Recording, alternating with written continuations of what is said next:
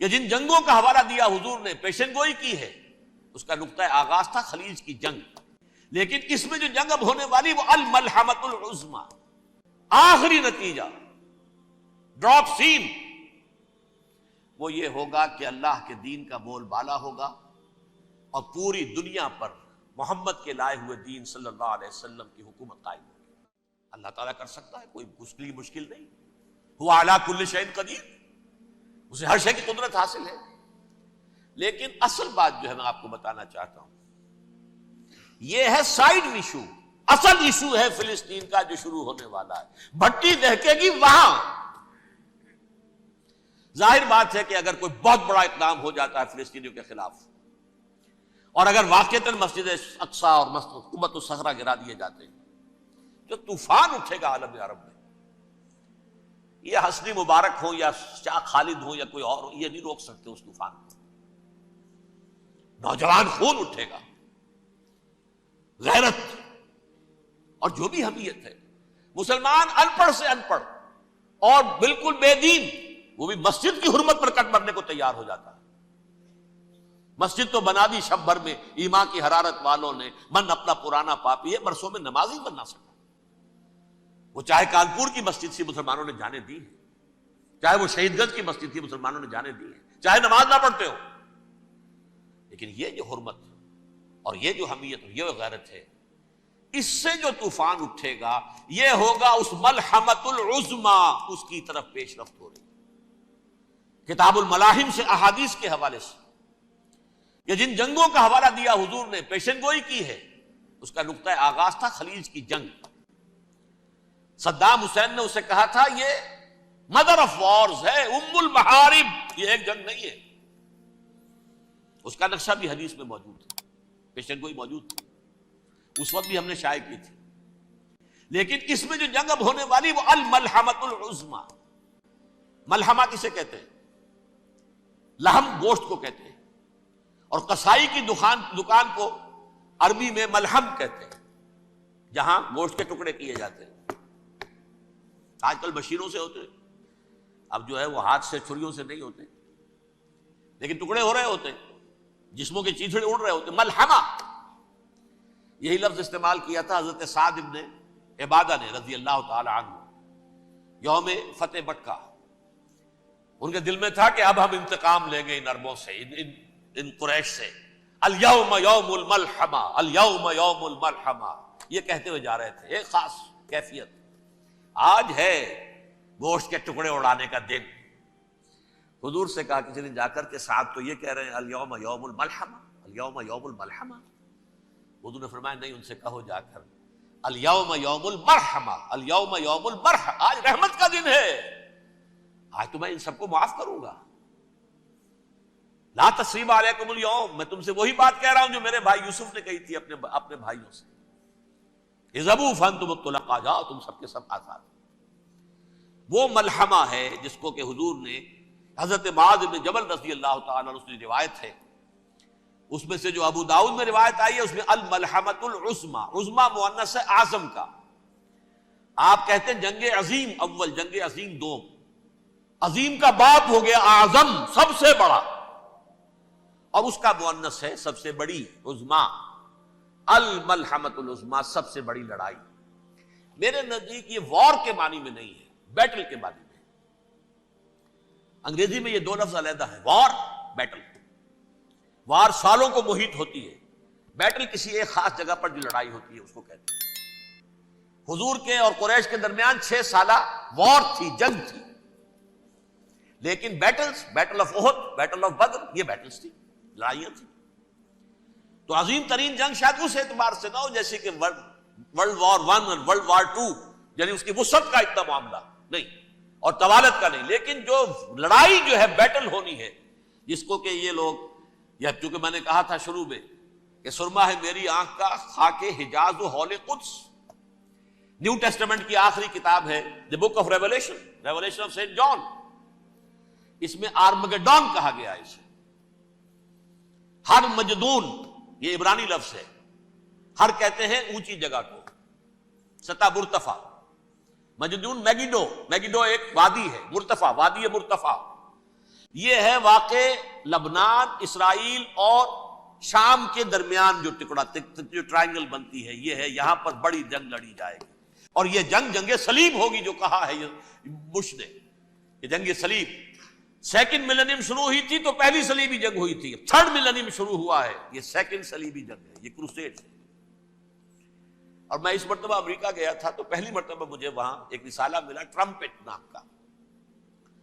یہ امریکہ کے جو بہت ایکسٹریمسٹ قسم کے پروٹیسٹنٹس ہیں، یہ ان کا رسالہ ہے، اور ان کے بارے میں اب کہا جا رہا ہے وہ کرسچین زائنسٹ ہیں۔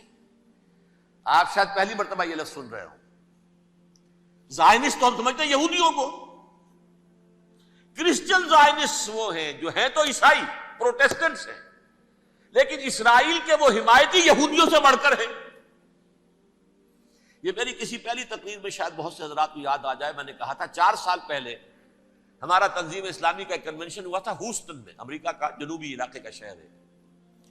ایک سیشن اس میں ہم نے رکھا تھا انٹرفیتھ، ایک عیسائی کو بلایا تھا، ایک یہودی بہت بڑا وہاں کا عالم ہے اس کو بلایا تھا۔ اس یہودی عالم نے ڈاکٹر وشوگراٹ، جو وہاں کی یونیورسٹی میں پروفیسر ایمیریٹس ہے، اس نے کہا تھا کہ یہ اسرائیل کی تو سپورٹ کر رہے ہیں عیسائی، ہم تو نہیں کر رہے۔ جو پریکٹسنگ یہودی ہیں وہ زیادہ اسرائیل کے حق میں نہیں تھے، یہ تو سن 67 کے بعد انہوں نے اسرائیل کو تسلیم کیا ہے۔ وہ تو منتظر تھے کہ ہمارا مسیحا آئے گا تو اس کی قیادت میں جنگ کریں گے، جیسے شیعہ منتظر تھے کہ مہدی موعود آئیں گے تو پھر ہم کچھ کریں گے۔ وہ امام خمینی نے کہا بھائی جب وہ آئیں گے آ جائیں گے، لیکن ہم کچھ راستہ کے لیے۔ زائنسٹ نے آگے بڑھ کر ریاست قائم کر لی، اور جب یروشلم پر بھی پورا قبضہ کر لیا، تب جو ہے در حقیقت مذہبی یہودی جو ہے پھر انہوں نے اپنایا ہے، اون کیا ہے، اور نئے سیٹلمنٹس جو بھی بنے ہیں وہاں پر اسرائیل میں، اس میں اکثر و بیشتر مذہبی یہودی آیا، اور بروکلن کے علاقے سے سب سے بڑھ کر آئے ہیں، جو امریکہ میں نیو یارک کا ایک جنوبی علاقہ ہے، بہت بڑا یہودیوں کا بہت بڑا گڑھ ہے۔ نیو یارک کو جیو یارک بھی کہا جاتا ہے، وہ تو اصل میں مرکز جو ہے وہ تو یہودیوں کا ہے۔ اس حوالے سے وہاں پر جو کرسچن زائنسٹ کہلاتے ہیں، وہ اسرائیل کے یہودیوں سے بھی بڑھ کر کہیں سپورٹر ہیں۔ بہرحال اس دوسری صلیبی جنگ کا معاملہ جو میں کہہ رہا تھا، ٹرمپٹ نامی رسالہ، اس کا ایک مضمون ہے دی لاسٹ کروسیڈ۔ اب یہ آخری کروسیڈ ہے جو شروع ہونے والا ہے۔ میں تو حیران ہوں کس قدر کھل کے وہ باتیں کرتے ہیں۔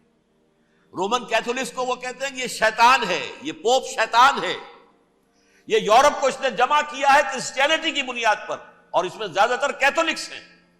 آپ کو معلوم ہے برطانیہ بڑی مشکل سے شامل ہوا ان کے ساتھ، اس لیے کہ وہ پروٹیسٹنٹس کا سردار تھا، ابھی پوری طرح نہیں ہے۔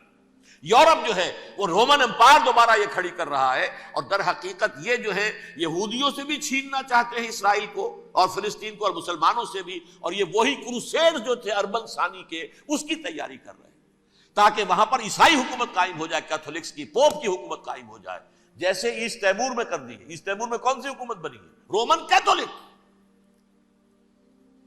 رومن کیتھولک اسرائیل میں بنے، تاکہ یہ سارے مقامات مقدسہ جہاں اسرائیل پیدا ہوئے، بیت حضرت مسیح پیدا ہوئے، بیت لحم کہاں ہے؟ وہی ہے کہ نہیں؟ جہاں سے ریزریکشن ہوا ان کے خیال میں وہ کہاں ہے؟ وہیں پر ہے کہ نہیں؟ بڑے بڑے گرجے ان کے وہی ہیں۔ تو اس اعتبار سے ان کا کہنا یہ ہے یہ لاسٹ کروسیڈ کی تیاری ہو رہی ہے، یہ کیفور، اور ان کا کہنا یہ ہے کہ یہ پوری طاقت نیٹو کی جو ہے، یہ پہلے جرمنی سے لائی گئی بوسنیا، انہوں نے خود وہاں جنگ کروائی، انہوں نے خود وہاں پر ایتھنک کلینسنگ کروائی، پھر خود مصالحت کے لیے آ گئے، پھر کوسوو میں انہوں نے خود آگ بھڑکائی۔ یہ میں نہیں کہہ رہا، یہ وہ ٹرمپٹ رسالہ امریکہ سے چھپنے والا پروٹیسٹنٹس کا رسالہ ہے جو یہ کہہ رہا ہے۔ پھر انہوں نے کوسوو کے اندر کروایا، اور پھر وہ وہاں پر پیس فورس کی حیثیت سے آ گئے۔ اب وہ میسیڈونیا میں کروا رہے ہیں اور وہاں داخل ہو گئے ہیں۔ اگلا قدم ان کا سائپرس ہوگا، سائپرس میں ترکوں کو اور وہ گریکس کو لڑائیں گے اور وہاں آ جائیں گے، وہاں سے ایک چھلانگ لگائیں گے اور یہ فلسطین میں پہنچیں گے، اور یہ وہاں پر ایک رومن امپائر، اپنی پرانی رومن امپائر کی طرح کی رومن کیتھولک ریاست قائم کرنا چاہتے ہیں۔ تو وہاں امریکہ کے عیسائیوں میں بھی کوئی ایک طبقہ نہیں ہے، کیتھولکس بھی ہے، کیتھولکس زیادہ نہیں ہے ہمدرد، لیکن اب تابع ہو چکے ہیں۔ اسحاق ریبین نے جب یہ پیس ٹاک شروع ہوئی تھی، آپ کو یاد ہوگا شاید، کہ جب وہ آیا تھا واشنگٹن سے واپس فلسطین اسرائیل، تو پہلے روم میں رکا for an audience with the pope, اور پوپ کو اس نے ایک مرتبان سا پیش کیا تھا، حضرت سلیمان علیہ السلام کے زمانے کا مرتبان، اور کہا تھا دیکھیے 3000 برس تک ہم نے اس کی حفاظت کی ہے، اب یہ میں آپ کے حوالے کر رہا ہوں۔ اس کے بعد سے پوپ جو ہے بالکل رام ہو گیا، اور وہ عیسائیوں کے ساتھ اور یہودیوں کے ساتھ ان کا پورا معاہدہ ہو۔ اب پورا عیسائی ورلڈ جو ہے بعثت مجموعی یہودیوں کے شکنجے میں ہے۔ البتہ ان کے اندر بھی جھگڑے ہیں، جو وہاں پر وائٹ کرسچن ملیشیاز ہیں وہ ایکسٹریمسٹ ہیں کیتھولکس، ان کے نزدیک دشمن نمبر 1 یہودی، دشمن نمبر 2 مسلمان، دشمن نمبر 3 جو یورپ میں کالے ہیں، ایفرو امریکن، چاہے وہ عیسائی ہو گئے ہوں کوئی بھی ہو، یہ 3 دشمن ہیں جن سے انہوں نے کلینز کرنا ہے، صاف کرنا ہے ان کے خیال کے مطابق امریکہ کی سوسائٹی کو، اولاً یہود، پھر مسلمان، اور پھر یہ جو کالے ہیں۔ لیکن دوسری طرف پروٹیسٹنٹس کے اندر ایکسٹریمسٹ وہ ہیں جنہیں کہا جا رہا ہے یہ کرسچین زائنسٹ ہیں، یہ اسرائیل کے، اسرائیل سے بڑھ کر سپورٹرز ہیں۔ بہرحال یہ اب جنگ ہوگی، اس کا نتیجہ کیا نکلے گا یہ تو اللہ ہی جانتا ہے۔ اب میں آخری بات کی طرف آ رہا ہوں۔ آخری نتیجہ تو جو بھی کچھ اپس اینڈ ڈاؤنز آئیں گے، تلک الایام نداولھا بین الناس، آخری نتیجہ ڈراپ سین وہ یہ ہوگا کہ اللہ کے دین کا بول بالا ہوگا، اور پوری دنیا پر محمد کے لائے ہوئے دین صلی اللہ علیہ وسلم کی حکومت قائم ہوگی۔ وہ گویا قیامت کی تمہید ہوگی، اس کے بعد بس قیامت آئے گی، کیونکہ مقصد کائنات، تخلیق کائنات پورا ہو جائے گا۔ پوری مخلوقات کے اندر مقصد تخلیق، کلائمیکس آف کریشن محمد الرسول اللہ صلی اللہ علیہ وسلم، دین کی تکمیل محمد الرسول اللہ صلی اللہ علیہ وسلم۔ اور اس خلافت عرضی کے لیے جو حضرت آدم کو خلافت دی گئی تھی، جب اس میں وہ خلافت پوری دنیا پر قائم ہو جائے گی، اس کا مقصد پورا ہو جائے گا، and that will be the beginning of the end. اس کے بعد قیامت ہے۔ آخری نتیجہ تو یہ نکلنا ہے، اس سے پہلے سزائیں ہمیں بھی مل رہی ہیں، اور یہاں میں کانٹے کی بات جو چھوڑ گیا تھا اس کو بیان کر دوں۔ اللہ نے اس مغضوب علیہم قوم کو، اس ملعون قوم کو کیوں اب تک چھوٹ دیے رکھی؟ میں بتا چکا ہوں یہ بڑے عذاب کے مستحق ہو چکے تھے حضرت عیسیٰ علیہ السلام کے زمانے میں،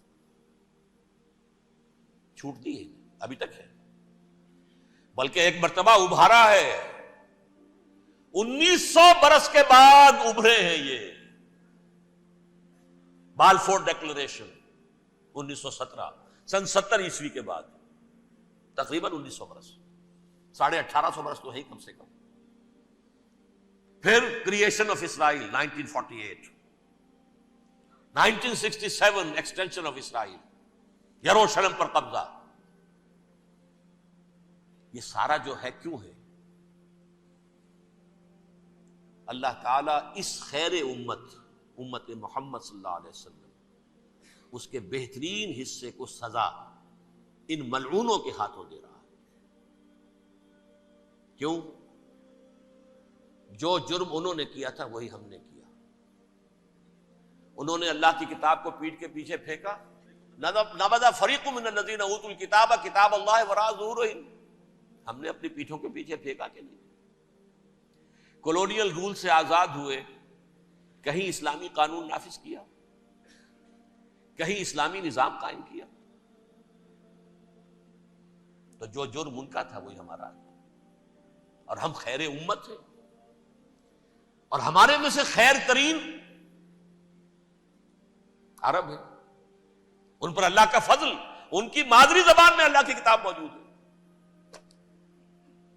پھر انہوں نے اللہ کے دین کو پیٹھ دکھائی۔ جو ملک آزاد ہوا کولونیل رول سے، یا اس نے قبلہ کر لیا اپنا ماسکو کی طرف، یا کر لیا واشنگٹن کی طرف، کسی نے مکے کو قبلہ بنایا، یہ بدترین سزا ہے۔ ویل للعرب من شر قد اقترب۔ اور ترمذی شریف میں تو یہاں تک روایت ہے، من اقتراب الساعۃ ہلاک العرب، قیامت کے قرب کی ایک نشانی یہ بھی ہوگی کہ عرب ہلاک ہو جائے، ایک حدیث میں الفاظ آتے ہیں کہ حضور نے جب کہا یہ ہوگا یہ ہوگا یہ ہوگا یہ بربادی آئے گی، تو کسی زوجہ محترمہ نام میں بھول رہا ہوں، انہوں نے پوچھا کہ عرب اس دن کہاں ہوں گے؟ فرمایا العرب یومئذ قلیل، بہت کم۔ آخری خاتمہ ہونا ہے یہود کا حضرت مسیح علیہ السلام کے ہاتھوں، وہ عذاب جو 2000 برس تک ان سے ٹلا رہا وہ آئے گا، اور ان کے رسول ہی کے ہاتھوں آئے گا۔ لیکن اس سے پہلے مسلمانوں پر یہ عذاب آ رہا ہے، ہولوکاسٹ کے درجے کا عذاب آ رہا ہے۔ البتہ ہم پاکستانی اس میں یوں سمجھ لیجئے کہ وہ تو خبریں موجود ہیں احادیث میں، وہاں تو جو ہونا ہے ہونا ہے۔ اتنے انسان مریں گے، اتنے انسان مریں گے کہ ایک پرندہ جو ہے اڑتا چلا جائے گا، وہ نہیں چاہے گا کہ نیچے اترے تو کسی لاش پر اترے، اسے جگہ نہیں ملے گی زمین خالی کر کہیں اتر سکے، تھک ہار کر گرے گا، مرے گا تو بھی لاش کے اوپر گرے گا۔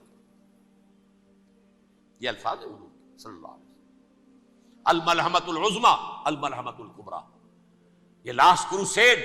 ٹرمپٹ اخبار نے، میں اس کا فوٹو اسٹیٹ بھی کبھی آپ کو دکھا دوں، ویسے میرے ساتھ ہے وہ رسالہ ٹرمپٹ، دی لاسٹ کروسیڈ، اس کی تیاری ہو رہی ہے۔ وہ الملحمۃ العظمی اور ملحمۃ الکبریٰ جو ہے وہ آنے والی ہے۔ ابن ماجہ میں کبریٰ کہا ہے، اکبر کا مؤنث کبریٰ، ملحمہ کبریٰ سب سے بڑی جنگ، اور ملحمہ عظمی سب سے عظیم جنگ، یہ ہوگی اور بہت جلد۔